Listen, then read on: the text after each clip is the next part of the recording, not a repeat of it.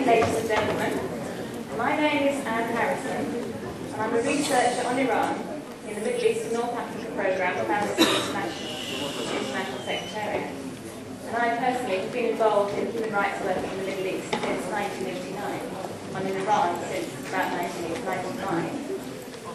First of all, I would like to thank SOAS for inviting Akbar Ganji here tonight, especially Lamina, who along with friends and colleagues from Forum Iran and Amnesty International UK, spent a lot of time and energy in organising this meeting for us today.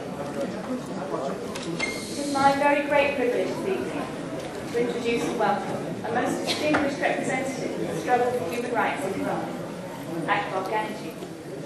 I had the pleasure of meeting him for the first time only a few days ago, but his name was very well known to me, as it will be to many of you, on account of his most courageous stand in support of human rights and greater freedom in Iran, but because of what he has faced and been made to endure for taking this stand. During his 6 years of imprisonment, Akbar Ganji became nothing less than the symbol of resistance to Iranian restrictions on freedom of expression. Amnesty International has campaigned for the promotion and protection of human rights in Iran for more than 4 decades. The first cases which we took up in Iran were those of Parviz Ikar and 10 others during the rule of the Shah as long ago as 1965. Our organisation documented and campaigned against abuses under the Shah, and it has continued its work on behalf of victims and survivors of human rights violations ever since, including through the worst years of turbulence following the Islamic Revolution. And as a result, Amnesty International has effectively been barred from visiting Iran to conduct research into human rights abuses for many years. The last time we were permitted to visit was in 1979, just a few months after the Islamic Revolution. And the findings and recommendations that we submitted to the government then were not well received. And since that time, we've not been able to visit for fact-finding purposes, or to raise our concerns directly with the government, though occasionally we have been able to visit to attend certain international meetings and to be held there. The gross and extensive violations of human rights that occurred after the Islamic Revolution have given way over time to seemingly intractable restrictions on the right to freedom of expression and association, which lead in turn to other human rights violations against those that seek to demand those freedoms, such as the imprisonment of prisoners of conscience, like Akbar Ganji, whom we're delighted to have with us tonight, the torture and ill-treatment of those perceived as critics of the system, and the execution of political prisoners. And despite the hope of reform that was held out for the election of President Mohammad Khatami in 1997, the situation saw little improvement. And indeed, it was in his presidency that we saw the 1998 serial murders of journalists and intellectuals by members of the Ministry of Intelligence, and the arrest of Akbar Ganji and his colleagues after a cultural conference in Berlin. And President Ahmadinejad's term of office, which began a year ago, has seen a further deterioration in the human rights situation in Iran. Among other things, there has been widespread unrest among Iran's ethnic minorities, who have been demanding their constitutional rights or protesting against human rights violations. Hundreds of trade unionists were arrested following a strike in protest at the detention of the head of their union, Mansour Osanlu, who has now spent over 6 months in detention without charge or trial.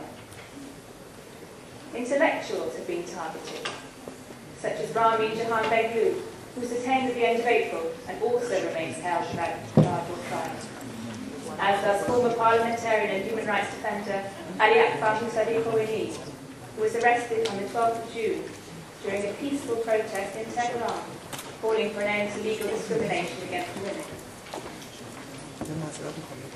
Many of you will know that Akbar Ganji has launched today a 3-day hunger strike as an international protest against the continued detention of these 3 men and other prisoners of conscience in Iran, ahead of the G8 summit to be held in St. Petersburg.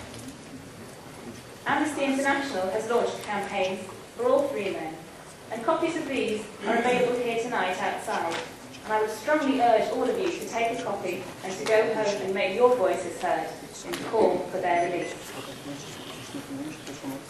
One of our main concerns at this time is the G8 leaders should not overlook the human rights violations that continue to occur in Iran as they contemplate the problems posed by the current government's reinstitution of its nuclear development programme, and that they should take what steps they can to encourage greater adherence by the Iranian government to their obligations under international human rights law. And turning to Akbar Ganji himself, he's an investigative journalist, married with 2 daughters, whom he tells me are even more radical than he is. He was first arrested in 1997 and spent 3 months in prison after making a speech in which he criticised the Iranian government and the supreme leader. He was detained again in April 2000 following his participation in the Berlin Conference. He was held in solitary confinement and tortured before being sentenced to 10 years imprisonment, reduced to 6 months on appeal, on charges of participating in an attempt against internal security and propaganda against the system. This was challenged by the judiciary, and fresh charges were brought against him relating to his articles into the serial murders, and his sentence was increased to 6 years imprisonment. While in prison, he wrote a book called The Republican Manifesto, which calls for the establishment of a secular democratic state in Iran. He also developed severe health problems in prison, for which he was not granted the necessary medical treatment. And in protest at his treatment, he went on hunger strike for more than 70 days in 2005, placing his life in serious danger until his demands were met.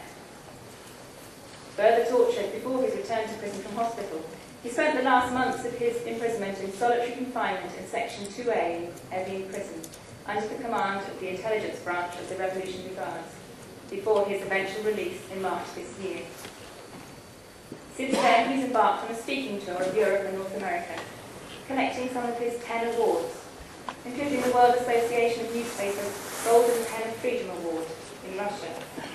And in October this year, he's due to receive the 2006 Martin Emmels Award for Human Rights Defenders in Geneva, which is awarded by a group of 11 non-governmental organisations, including my own at Amnesty International. Akbar Ganji's steadfastness in refusing to be housed in prison, and his courage in continuing to speak out so bravely after his release, despite the grave risks that this poses to his person, are a true inspiration to all of us who are working towards the realisation of human rights for the people of Iran. So I'm very, very proud that Akbar Ganji is here to speak to you tonight. Thank you.